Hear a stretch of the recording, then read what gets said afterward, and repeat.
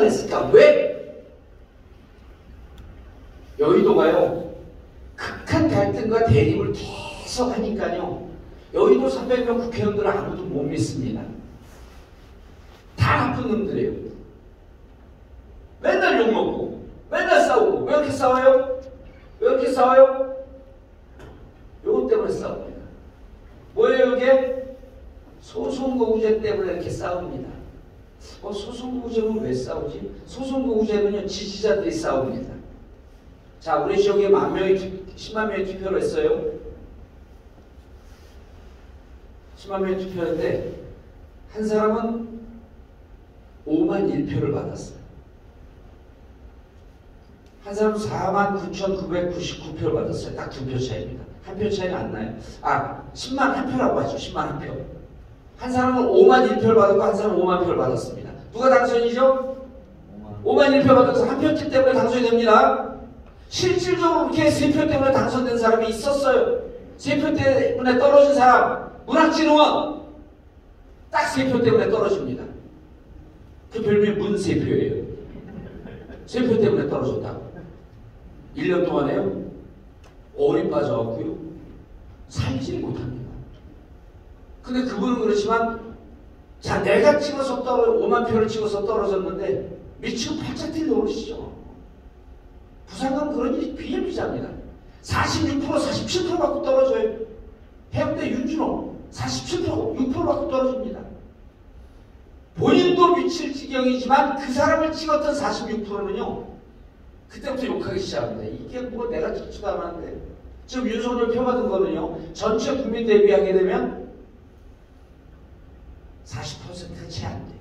우리 국민 한 35, 67%가 찍어갖고 나온 대통령입니다. 소선거구제는요, 내가 찍은 표가 죽었기 때문에 그 죽은 지지자들이 욕을 하기 시작합니다. 동의하지 않습니다. 그러니까 그걸 반영한 국회의원들은 한 표만 더 얻어도 되니까 극한 투쟁을 합니다. 소선거구가 유지되면서 갈등이 심하대요. 그럼 어떻게 됩니까? 여의도가 욕을 먹다 보니까 여의도 정치 전반에 대해서 불신이고, 여의도 외에 있는 사람들을 자꾸 불러댑니다. 검찰에서 나쁜 짓 한 줄 모르고. 그래서 반정치인의 출연과 집권으로 이어지는데, 이런 현상은 앞으로도 계속됩니다. 그래서 외부에서 오면 일단 멋지게 보이고 다 미인으로 보여요. 그건 찍습니다. 그래서 윤석열의 등장은 그 근본적인 한계가 소선거구 때문에 온 것이다. 자, 정치가 부활되어야 된다라고 하는 문제뿐만 아니라 윤석열 극단적. 그러니까 지금 윤석열한테 우리는 땡큐해야 돼요. 윤석열 때문에 선거 제도와 정치 개혁할 수 있는 절호의 기회를 맞이했습니다. 자, 지금 다 말씀드렸죠. 사표의 문제, 비례성 강화의 문제, 선거 제도 개혁하라고 지금 헌재에서도 요구한 겁니다. 자, 그래서 이제 우리는 다당제 실현을 약속해야 돼. 뒤에 다시 말씀드리는데, 이런 게 있어요. 권역별 비례대표제, 100% 연동 비례제, 석패율제, 어쩌저쩌저쩌 많이 있습니다. 비례제도예요. 자, 비례제도 민주당에서는 반신반의하지만 국힘이 무조건 반대합니다. 그리고 국민들이 반대해요. 내가 뽑지 않았기 때문에. 본인이 직접 뽑은 거를 선언하는 나라입니다. 자, 우리가 파트너가 있어요. 카운터 파트너가 있습니다. 상대가 있기 때문에 국힘이 반대하는 거 밀어붙일 수 있나요? 대표적으로 정개특위위원장이 남인순이에요. 민주당이. 그분 비례대표 찬성론자입니다. 원래. 국힘하고 만나다 보니까 비례대표 씨알도 안 먹혀. 그러니까 우리 당의 남인순 의원이 중대선거구제 찬성론자로 돌아서요. 왜? 국힘이 반대하니까. 다당제 실현은 첫 번째 안이 비례대표제, 두 번째 안이 중대선거구제. 자, 근데 보세요. 이거 잘못 들어갔네요. 자,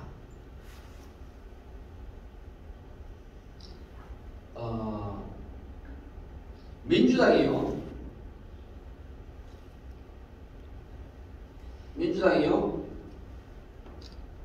잠깐만요. 민주당이 이렇게 약속을 합니다. 민주당이 2월 27일 날 2개 약속을 해요. 다당제 구현, 그 다음에 개헌 2가지 약속을 합니다. 이재명 당대표가 지난해 9월 28일 자 선거법 개정하겠다. 요 다당제 약속입니다. 또 그 다음에 개헌 약속합니다. 2가지 약속이에요. 우리 민주당은 국민들에게 무엇을 약속했는가 기억하고 계셔야 돼요. 다당제와 개헌을 약속했습니다. 자, 다당제는요 이렇게 돼요. 아까 얘기했죠? 비례대표제. 국힘이 찬성합니까? 반대합니까? 반대예요. 개헌은 중대선거구제가 있어요. 그런데 여러분 얼마 전에 윤석열이 조선일보하고 인터뷰를 하면서요 중대선거구제 개편의 필요성을 얘기했어요. 기억나시죠? 여러분들 가장 관심 있는 분이 아닙니까? 기억나시죠? 그러자 민주당이 여기 점잖게 대체로 반대했죠. 대대처럼 일어나서 다 반대해요. 제가 요 전에 민주당원들 한 20명을 만나면서 다 설득을 해놨는데 그분들도 다 반대로 돌아서. 왜? 당원들이 반대하니까. 의원들이 반대하니까. 당대표도 반대해요. 왜 그랬을까요? 당대표도 제가 설득했습니다. 문석진 전략기획위원장도 설득을 했고 다 설득을 했습니다. 정순회 설득을 했고 그 다음에 그 천준호 설득했고 다 요직에 있는 분 다 설득했는데 다른 게 다 반대. 당대표는 의원들이 반대니까 반대. 근데 명시적으로 반대, 아주 강력한 반대 입장은 아닙니다. 자, 개헌. 그럼 이제 여기서 우리가 봐야 돼. 윤이 제안하니까 다 반대했어? 근데요, 윤이 중대선거구제를 할까요? 윤석열이 할까요? 제가 물어보진 않았어. 너 아니 모르니? 제가 너라 그래도 돼요. 고등학교 때 저 한해 후배입니다. 나이는 동갑인데요. 제가 한해 일찍 들어갔고 거기다 한해 위입니다. 그래서 만나면 나중에 이제 당해갖고 청와대 대통령실에서 들어서 만나면 첫 마디 그거리죠. 성렬아, 내가 네 형이다.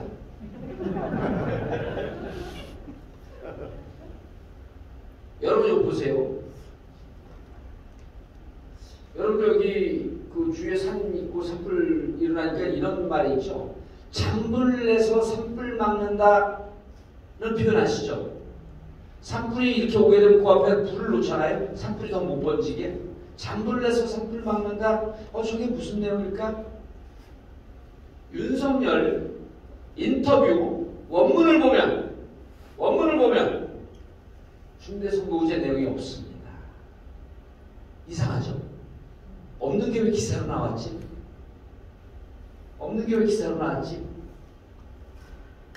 조선 기자가 질문을 해요.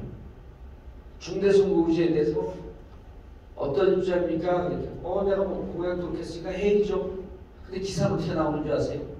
기사는 이렇게 나옵니다. 극한적 갈등을 보이고 있는 현재 제도를 바꿀 필요가 있다.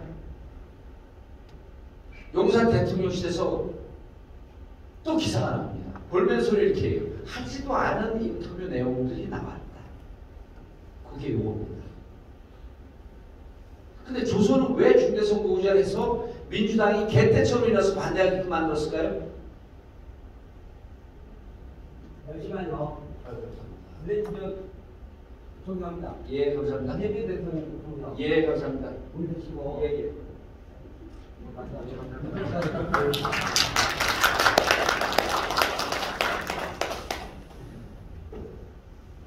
여러분, 조선이 이걸 밀었을 때 조선은 무서운 애들이에요.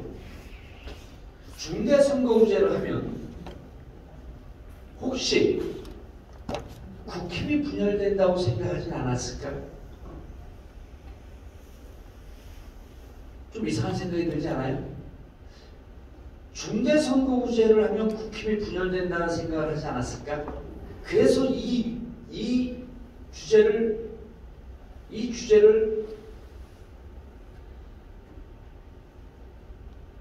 어디였지? 그래서 이 주제를 유도하지 않았을까 하는 의혹이 저는 좀 들어요. 윤석열 대통령이 무조건 민주당은 반대할 것이라고 하는 걸 알았겠죠. 무조건 반대했습니다. 당이 조금 실수했어요. 이때 이렇게 얘기했어요. 이게. 앞으로 기회 많습니다. 윤석열 대통령이 중대선거구제를 얘기했는데 공식으로 민주당한테 제안하는 거냐? 공식으로 제안한다면 한번 의논해 볼 생각이 있다. 그리고 여러 안 중에 하나이기 때문에 그 부분에 대해서 공식 제안한다면 의제의 하나로 고민해 보겠다. 이렇게 좀 폭넓게 열어놨었어요. 근데 딱 나왔죠. 그래서 저는 의원들이 조금 원망스러운데, 의원들이요, 여러분들 이런 얘기하면 이것도 방송 나가면 나가면 자기들 명예훼손이라는데, 의원들 중대선거구제나 이런 정치적 제도에 대해서 잘 모릅니다.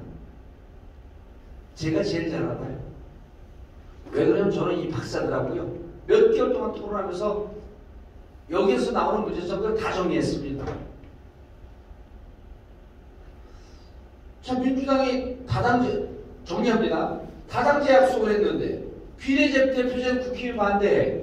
자, 중대선거구제 중에서 특히 중선거구제는 나눠먹는다고 반대하니까 그럼 대선거구제로 가면 어떨까?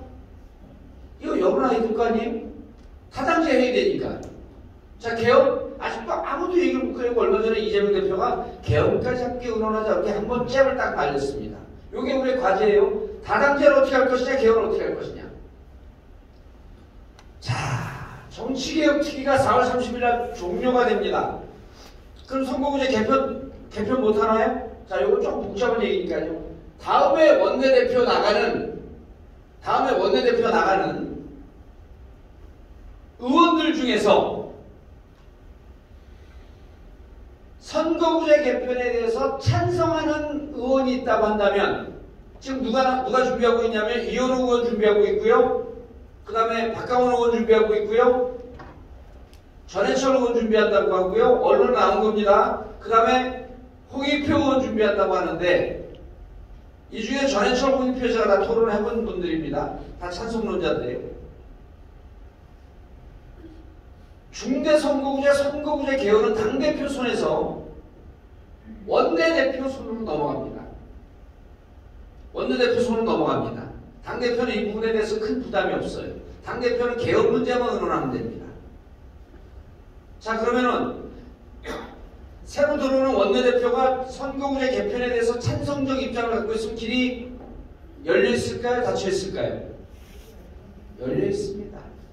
그런데 진짜 열려있는 길을 제가 알려드릴게요. 자, 국힘이요. 3월 8일 전당대회 이후에 이제 장기현 사무총장이 되면 날뛰기 시작합니다. 그럼 이제 공천 문제에 대해서 얘기하기 시작해요. 요거는 조금 복잡하니까 뒤에 얘기할게요. 여기 어디 갔지? 네.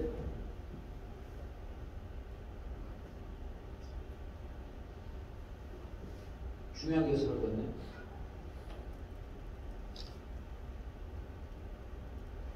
아, 여기 있네요. 아까 이걸 뛰어넘어갔나봐요. 자, 국힘이에요. 국힘의 분열 가능성이 있습니다. 국힘의 40표가 윤석열 표가 아니에요. 원내대표 선거 때 주호영이 61표를 얻었고요. 이영호 의원이 비윤이거든요. 49표를 얻었어요. 깜짝 놀랐습니다. 대통령실에서. 비주류가 49표나 돼? 이태원 국정조사 때 국정조사 제한이 181명입니다. 윤석열 대통령실에서 국정조사 반대를 공식적으로 입장을 표명했어요. 그런데 몇 명이 찬성을 했죠? 이때 220명이 찬성했습니다. 국힘 중에 46표가 찬성을 했어요. 이건 대통령하고 생각이 좀 다르다는 부분이에요. 얼마 전에 공부 모임이라고 하면서 국민 공감을 만들었습니다. 71명이에요. 3명은 누구냐면 장제원. 친윤이죠. 요 71명이 친윤입니다. 장제원 친윤 맞죠? 권성동, 윤한호 요 3명까지 포함하면 74명을 친윤이라고 하면서 국민공감을 만들었는데 이 41명 중에 제가 몇 명에게 통화를 해보고 만나봤어요. 이거 만들어지는 줄 모르고 있어요. 자기 연락도 받은 적이 없대요. 자, 여기 40명, 여기 40명, 여기 40명. 국힘에서 왕따 되는 원들이 몇 명이요? 40명. 이분들 공천 받을까요? 못 받을까요? 유승민 공천 받을까요? 못 받을까요? 이준석 공천 받을까요? 못 받을까요? 그리고 그들 공천 안 주면 네 감사합니다 그러고 집으로 돌아가겠죠? 여러분들 국회의원은요 여의도에서 쫓겨나면 죽는 줄 알아요. 그럼 이분들이 어떻게 하죠? 오늘 공천에서 배제된다 어떻게 하죠? 예? 창당하기 전에 뭘 하죠? 탈당을 해야 될 거 아니에요. 근데 이분들 탈당 못합니다. 왜 못하냐면 바미당의 악몽 때문에 못합니다. 탈당해서 실패한 경험 때문에 못합니다. 근데 이분들이 야 40명 중에 한 20, 30명 정도 국회의원 할 수 있어. 걱정 마. 그 제도가 뭘까요? 그 제도가 뭘까요? 중선거구제를 잊읍시다. 이제 다 해서 워낙 2명 뽑는 거 다 반대하니까 3명서부터 대선거구라고 얘기했는데 학술적으로 4명서부터인데요. 3명서부터 얘기해도 됩니다. 대선거구제로 가면 이분들이 탈당해서 당을 만들면 영남에서 3당, 수도권에서 3당 해갖고 5명 뽑는데 하면 나도 1명 당선될 수 있을 것 같네? 4명 뽑는데 하고 우리도 당선될 수 있는 거 있을 것 같네? 그럼 이분들이 대선거구제 제도 개혁을 하면 탈당의 가능성이 있을까요? 없을까요? 100%입니다. 그럼 자 이제부터 고양이 목에 누가 방울을 다느냐 싸움이에요. 민주당의 대선거구제 찬성론자가 있고 국힘 내부에 대선거구제 찬성론자가 40, 50명, 30, 40명씩 있습니다. 누가 먼저 제안을 하는 게 좋을까요? 누가 먼저 제안하는 게 좋을까요? 민주당은 이미 한번 반대했어요. 윤석열이 한다고. 또 민주당은 하기가 곤란한데 유튜브 잘 모르는 친구들이 중대선거구제 하면 내각제 한대요. 여러분 그 중대선거구제하고 내각제 좀 친하게 나누면 별 관계없습니다. 내각제 대표적인 국가 영국 소선거구제입니다. 제도는요 그 나라밖에 만들면 됩니다. 아무 관련성이 없어요. 내각제 개헌한다니까 우리 적극적 당원들이 왕창 몰려고 반대해요. 막 전화합니다. 우리도 유튜브에서 중대선거구제 저는 찬성론자이기 때문에 찬성한다는 게 막 댓글로 욕을 해요.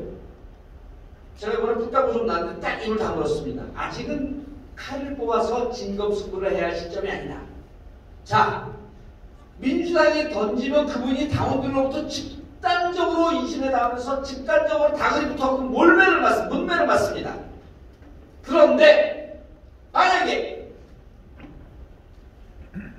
국힘에 유승민이 제안한다면 이준석이 제안한다면 무슨 얘기일까요? 유승민이 대선거구제 하자라고 제안하면 무슨 뜻이죠? 우리는 30, 40명이 공천 못 받을 사람 나가서 탈당할 터이니 민주당 너네 파답해라. 이런 뜻 아닐까요? 여러분 지금 제가 내피셜을 얘기한 걸까요? 어느 정도 컨택을 해보고 정보를 갖고 얘기하는 걸까요? 정보 가지고. 자, 국힘이 먼저 제안하면 민주당에서 반대하기가 곤란합니다. 왜? 우리는 분열하겠습니다라고 하는 걸 선언하는 거 아니에요. 우리는 윤석열 체에서 살 수 없다. 이 40명이 나가겠다. 우리 40명 필요 없어요. 19명만 있으면 됩니다. 그래 이제 200석이 넘어요. 아무도 생각해보지 않는 거죠. 국힘에서 먼저 제안한다면 대선거구제를 우리 강원 영남 쪽에 희망이 생기는 거예요. 민주당이 반대할 때 국힘에서 우리 분당하겠습니다. 우리 탈당의 가능성도 있고 유승민 제안하면서 얼마나 그렇지 하겠습니까? 반대할 수 있을까요? 2024년 공천 배제 인식이 40에서 50명의 국힘이 이분들 나와서 국회의원 하고 싶습니다. 3당 4당 만들고 싶어요. 아니 친박연대도 소선거구제에서 13명이 됐는데 대선 고구제 하잖아요? 지역구에 한 30명 됩니다. 국회 원내교섭단체 만들어요. 그럼 우리는 유승민도 던져라. 우리가 받아주마. 그럼 우리를 위한 걸까요? 그들을 위한 걸까요? 예? 우리를 위해 서로. 근데 누가 더 유리해요? 누굴 더 위한 거예요? 국힘 더 좋은 거죠. 우리는 안 해도 아니에요. 그런데 우리는 너희들이 던져주면 우리가 받을게. 근데 우리는 별로 이익 보는 게 없어. 그래서 우리는 그러면 우리가 약속했던 뭐였어? 다당제가 또 하나의 약속이 2개였죠. 다당제가 또 뭐였죠? 개헌입니다. 좋다. 너희가 다당제 던져라. 우리가 개헌도 받아주마. 그런데 어차피 던질 김에 대선 거구제와 개헌을 동시에 던져주라. 그럼 유승민, 당신이 던지면 당신은 이 정계에 핵이 되면서 모든 이슈 빨아들이는 블랙홀이고 당시 정부를 이 전국을 끌고 나갈 수 있는 주도력을 갖는다. 살살살살 보시고. 실제로 그렇게 됩니다.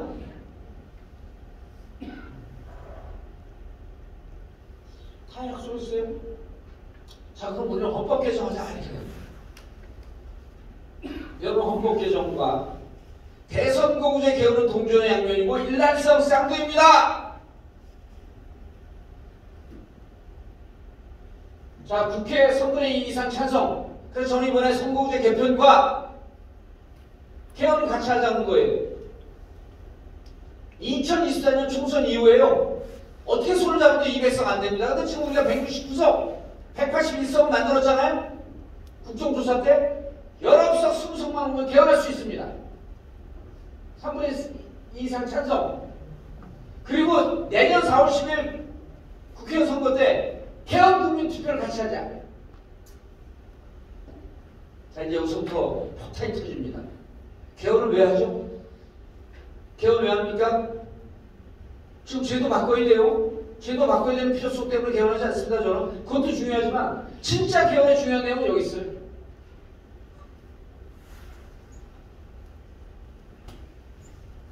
부칙에 있습니다. 부칙. 여러분, 개헌은 제도만 생각하잖아요. 4년 중임제, 그렇죠? 그 다음에 책임 총리제, 이거만 생각하고 있는데 여러분 부칙 보세요. 한 번도 생각 안 해봤던 겁니다. 1987년도 개헌할 때 전두환이 개헌을 약속했기 때문에 전두환 임기를 보장해줬어요. 이렇게. 개헌의 부칙에는 이 헌법에 시행일시를 명시하게 돼 있어요. 예? 시행일시가 들어갑니다. 이거 새로운 정권 7공화국의 시작이에요. 그래서 저는 국힘의 40명, 20명 의원과 개헌을 약속하면서 부칙에 이렇게 놓자는 거예요. 내년에 윤석열 임기 끝내자 그냥.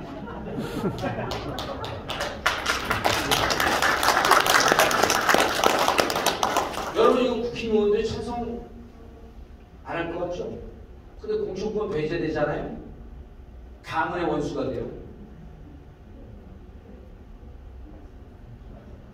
지금 우선타진한 겁니다. 그럼 개헌하면 4월 10일 국민 투표를 하잖아요? 이 개헌으로 윤석열 임기를 종식시킬 수 있다고 한다면 제3당과 민주당 열풍이 불겠죠.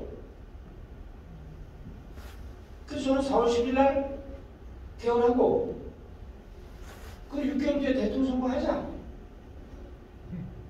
유승민하고 이재명하고 1대1로 붙으면 제가 보기엔 유승민이 이길 것 같다. 그럼 답답한 국힘 입장에서는 우리가 뭐 대통령이 되는데. 여러분, 이게 그냥 뜬금없는 상상력 같죠? 개헌을 통해서 임기를 종결시키고 개헌을 통해서 정권을 바꿀 수 있다고 하는 박사 논문이 대한민국에 2,000개입니다.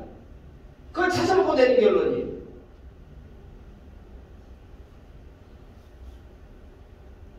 대통령 선거 언제 하게끔 명시해야 돼요.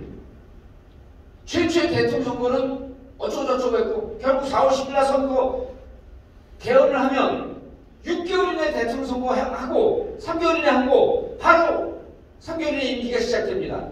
그럼 윤석열 아저씨 어떻게 돼요? 빠이빠이. 가라.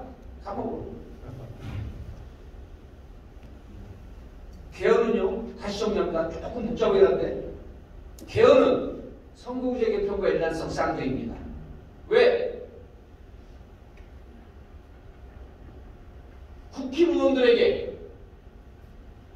국힘의원들에게 너네 공천 못 받잖아. 니들 스스로 정당 만들어서 공천 받을 국회의원 당선돼서 원내 교섭단체 만들 수 있는 24, 30조 할 수 있는 제도는 대선거구제밖에 없다.